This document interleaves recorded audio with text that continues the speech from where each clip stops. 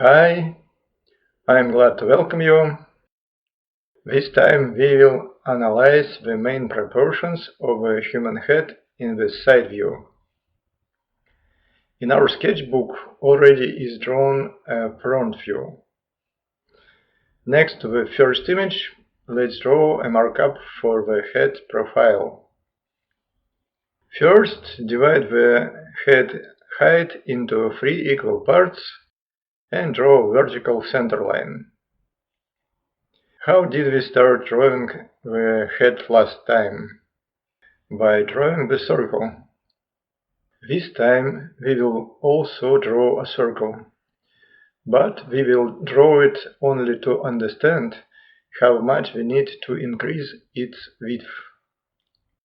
The brain case of the head, when viewed from side, will look more like an egg line on its side. It won't be a circle, but an ellipse. The width of this ellipse will be about 1/5 wider in relation to the height. Let's draw a vertical line from the face side and connect its lower part by an arc with the middle of the egg, marking the area of the lower jaw. Of course, the profile line does not fit into vertical line. This vertical line will help us to understand exactly how much each part of the profile goes out or in depth from it. Where will the eye level be? In the same place as in the front view, in the middle of the entire head height. To find the level of eyebrows, we use again a circle on the eye line. We increased the width of the head by 1/5. Now the width of the eye, which was our gauge, will fit in the width of the head 6 times. So we divide the part of the eye line between the face and vertical midline into 3 equal parts. One part will be just of the width we need. Now in the segment close to the face we will draw a circle, and its top point will show where we have the eyebrow line. Where will be located the base of the nose? In the middle between the chin line and eyebrow line. The base of the nose will be partly deeper than a vertical face line. The bottom line of the nose will go up towards the tip. Half of this line will be inside the head and the other will protrude outward. Below the eyebrow line we draw a little notch and then connect it by line to the tip of the nose. In the upper third of the distance between the nose and chin, we outline the line of the mouth. And now let's draw a line for the profile of the lips.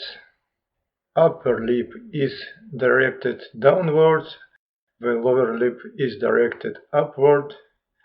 Then the line goes inward to the fold under the lower lip, and then forward again along the chin, and then down, rounding at the bottom. The direction of the upper edge of the lower jaw is usually similar to the direction of the nose front line. Let's fix it. Let's mark the corner of the lower jaw at the level of the mouth line. Let's outline the ear. The upper edge of ear is at the level of the eyebrows, the lower edge is at the base of the nose. How to determine the position of the eye in the profile view? This is much easier than it sounds. Let's start by drawing in the circle what we have already marked close to the vertical face line, an almond-shaped eye, exactly the same as in a front view. And now, with an oblique line slightly inclined forward, we cut off about half of the eye from the front. Let's draw the upper eyelid, the iris, and now we have a side view of the eye. Let's draw the neck, because in the side view the head without the neck looks rather strange. What does the neck look like from the side? Most importantly, it does not grow vertically out of the body like the neck of a bottle. It is tilted forward, continuing the direction of the spine. Now we draw the lines of the neck and a fold of skin connecting the neck to the chin. It remains to outline the eyebrow arch above the outer corner of the eye and make the whole eyebrow a little thicker. Our drawing is ready. In height, the side view proportions are the same as the proportions of the front view. The face is divided into 3 equal parts: forehead, nose, and lips with a chin. The eye level is exactly in the middle of the height of the entire head.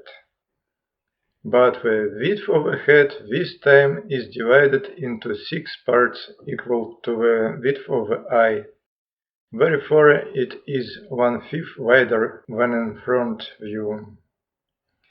The base of the ear and corner of the lower jaw are close to the vertical midline.